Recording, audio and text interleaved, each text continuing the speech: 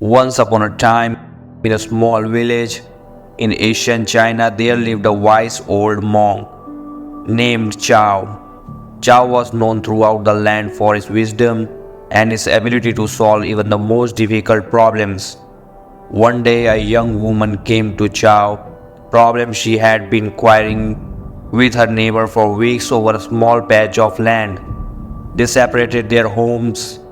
The neighbor claimed that the land was her, while the young woman insisted that it is belonged to their family. Chao listened patiently as the young woman told her story.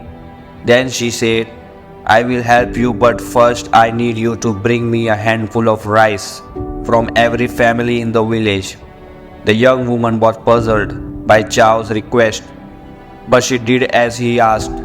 She went from house to house collecting a handful of rice from each family. When she returned to Chao with the rice, he took it and poured it all into a large pot.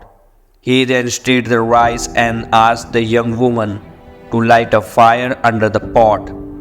As the rice began to cook, Chao said, "Now I want you to go to your neighbor and invite her to share a meal with you." The young woman was hesitant at first, but she did as Chao asked. She went to her neighbor's house and invited her to share a meal of rice with her. As the second woman sat down to eat, they realized that the rice in their bowl was a mixture of rice with every family of the village.